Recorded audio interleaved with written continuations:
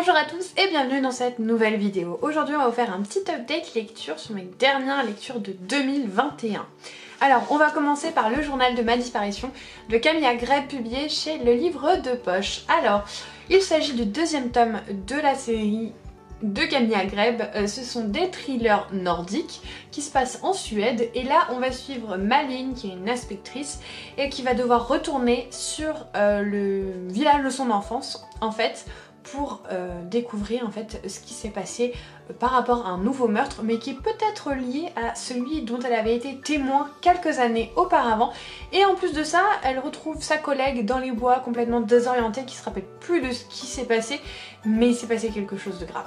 C'était un roman que j'ai beaucoup apprécié.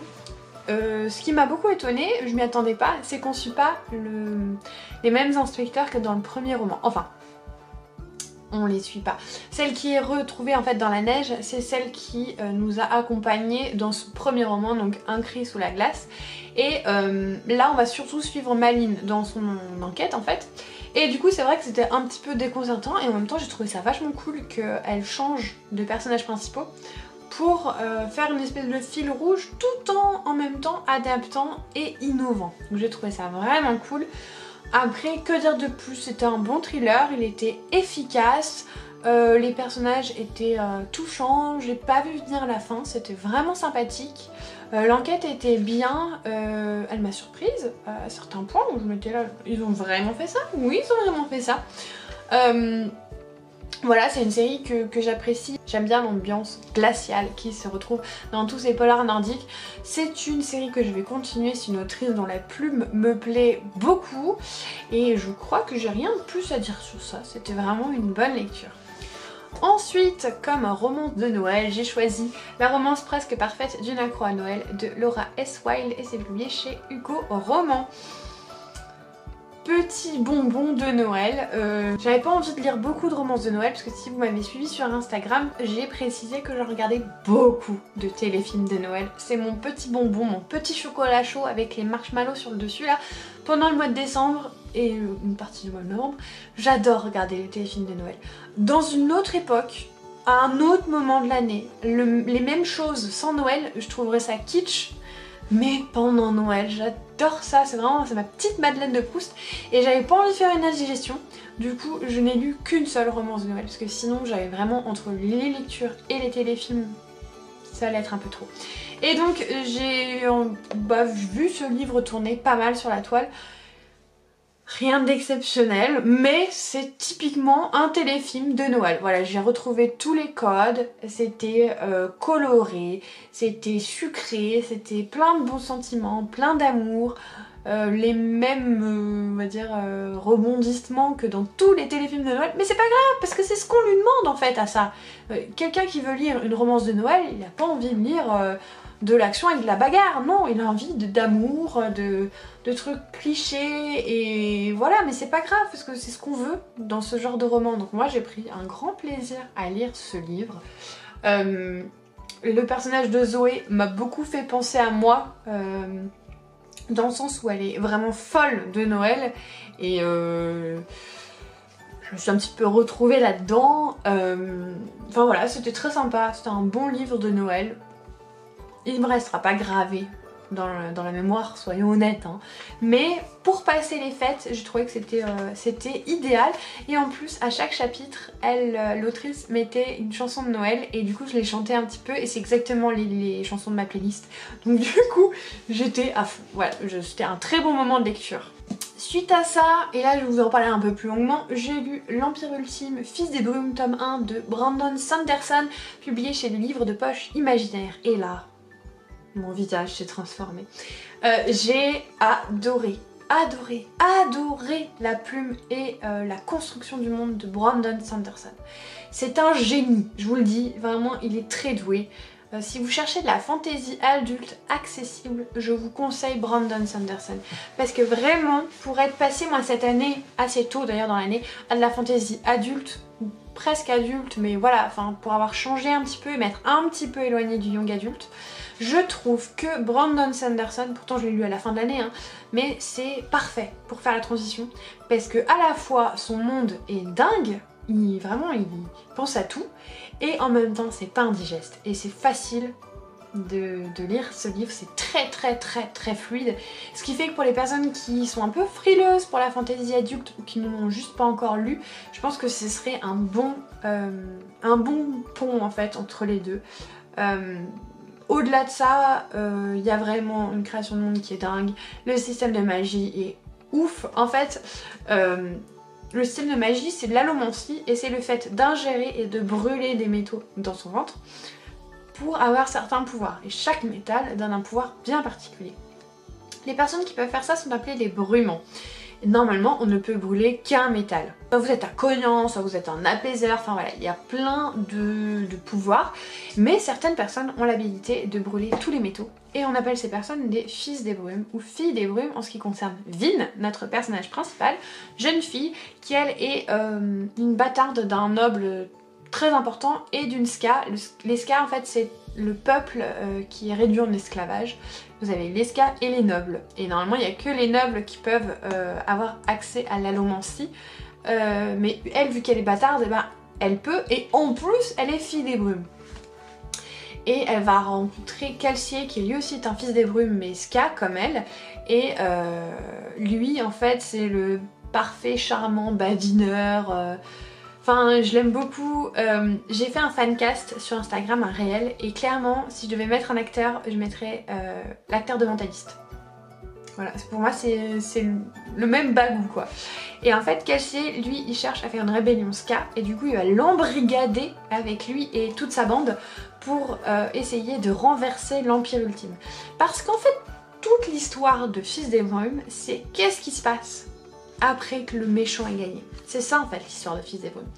Et c'est très bien fait, c'est fluide, on a envie de tourner les pages une par une. Pourtant il y a 900 pages et quelques, mais on a juste qu'une envie en fait d'être plongé à corps perdu et de lire la suite. Le prochain d'ailleurs fait 1064 pages. Si vous avez vu ma pile à lire, vous saurez que je vais le lire en janvier. Et vraiment c'était un coup de cœur. Un coup de cœur, le dernier coup de cœur de mon année, vraiment ça a été Fils des Brumes. C'était ouf. C'était ouf, et ça en série télé, mais laissez tomber. Ce serait dingue. Voilà, je pense que je vous en ai quand même assez bien parlé. Si jamais vous avez toujours pas envie de lire Fils des Brumes, bah je ne peux plus rien faire pour vous. Hein. Avant de parler de ma dernière lecture, je vais vous parler du fait que j'ai abandonné le tome 3 de Lady Helen de Alison Goodman chez Gallimard Jeunesse. Lady Helen, c'est du fantasy young adulte à sauce Bridgerton. Ça a tout pour me plaire, je suis d'accord. Et le premier tome m'a fait surkiffer ma vie. Mais le deuxième déjà m'avait pas énormément convaincue, et là je me suis rendu compte qu'en fait c'est pas que je n'avais pas apprécié, c'est que j'avais passé le temps, j'avais plus d'intérêt en fait pour ce qui se passait. Et du coup je lisais parce que je me disais il faut que je le finisse, mais est-ce que devoir finir un livre c'est assez pour le lire? Je ne pense pas, j'avais plus d'intérêt, j'avais plus d'envie, donc je l'ai arrêté. En plus il est énorme et juste j'avais plus envie, voilà, j'avais plus envie. Donc malheureusement, je ne saurais pas ce qui se passe à la fin de Lady Helen. Et je dis malheureusement, mais en même temps, je m'en fiche. C'est pas que c'est mauvais, hein, pas du tout. C'est juste que j'ai laissé passer trop de temps et j'ai plus d'intérêt. Donc bah malheureusement, c'est un abandon pour moi. Et ma dernière lecture de l'année, il s'agit de 1991 de Franck Thillier, publié chez Fleuve Noir. Et ça a été une très bonne lecture. J'adore Franck Thillier. J'ai surtout le manuscrit inachevé, il m'avait... vraiment retourner le cerveau. Et par contre j'ai jamais lu d'enquête de Franck Charcot. À chaque fois que j'ai lu du Franck Thillier c'était ses one shot. Et je dois dire que c'était très plaisant de découvrir un personnage dans son préquel. C'était très sympa. Mais du coup peut-être que le fait que j'ai pas connu le Franck Charcot classique a fait que j'ai été un peu moins dedans. Le côté nostalgie années 90, ça par contre j'ai adhéré à 1000%, c'était vraiment très sympa. Les petites private jokes genre internet ça va révolutionner le monde, enfin c'était vraiment sympa. J'ai trouvé aussi que le personnage de Franck Charcot était vraiment bien, dans le sens où déjà c'est un homme droit dans ses baskets, c'est un homme bien, qui va pas non plus être la loi, juste c'est quelqu'un qui sait faire la part des choses et qui fait bien les choses. Et Même s'il a eu un drame dans sa vie, c'est pas classiquement le père qui est violent ou qui est parti. Enfin, et ça j'ai trouvé bien aussi de construire sa personnalité sur autre chose que ce cliché qu'on voit beaucoup dans les thrillers. Et du coup j'ai vraiment apprécié ce côté là aussi. Petit bémol, ce qui fait que ça n'a pas été un coup de cœur et que j'ai moins aimé que les autres Franctillier, mais ça reste une excellente lecture, attention, c'est que j'ai trouvé la fin à bien avant le personnage principal. Et c'est dommage, parce que du coup, c'était peut-être un peu trop évident à mon goût. Et j'aurais aimé être un peu plus... Oh mais non, comme je le suis dans la plupart de ces bouquins. Et là, non, j'avais vu venir le truc de très loin. Et du coup, ça a peut-être amoindri un petit peu mon plaisir de lecture. Mais attention, ça reste une très bonne lecture. J'ai trouvé ça vraiment sympa. C'était un bon livre et je le recommande pour les fans de Charcot ou même ceux qui n'ont pas encore commencé à découvrir l'inspecteur Frank Charcot. C'est un très bon livre et c'est une très bonne dernière lecture. Alors évidemment dans le lot il y a eu aussi ma relecture de Harry Potter à l'école des sorciers, la version Minalima hein, que je ne vous montrerai pas parce que j'ai été émerveillée à chacune de mes pages. Et qu'il y a certaines pages que j'avais déjà vues dans des vidéos d'autres booktubeuses et que je trouve ça dommage parce que ça a enlevé un petit peu de la magie de la découverte. Donc je ne vous montrerai pas l'intérieur. De quoi ça parle, vous savez tous de quoi ça parle Harry Potter à l'école des sorciers. C'est Harry qui apprend qu'il est un sorcier et qui va à l'école des sorciers. Point barre. Non, vous savez que moi je suis une grande fan de l'univers. J'ai beaucoup d'éditions, notamment les éditions Serre d'Aigle que j'adore aussi, qui ont en plus des petites intros et des petites conclusions avec des faits sur des fun facts sur la maison Serre d'Aigle. Donc je vous en parlerai pas 1000 ans hein, parce que je pense que tout le monde connaît Harry Potter, mais voilà, c'était une très belle édition, franchement. C'est magnifique, c'est une œuvre d'art. J'avais tellement peur de le lire que je le tenais comme ça, là, j'étais là genre, pour lire. Tellement j'avais peur de l'abîmer, tellement il est beau, il est magnifique ce livre. Voilà, enfin, d'ailleurs je viens d'acquérir le 2. Je ne sais pas quand je le lirai, mais je veux le garder parce que je veux pas me spoiler, je veux pas ouvrir le livre, je veux garder la magie de la découverte parce que je vous jure, chaque page est sublime et ce studio de graphisme est... Ils font un travail mais dingue. Dingue. Alors le livre coûte cher hein, clairement, mais c'est vraiment un objet d'art, c'est un objet de collection et voilà. Je pense que je vous ai tout dit sur mon amour de ce livre. Du coup on va s'arrêter là pour cette fois. On se retrouve évidemment très bientôt pour une nouvelle vidéo.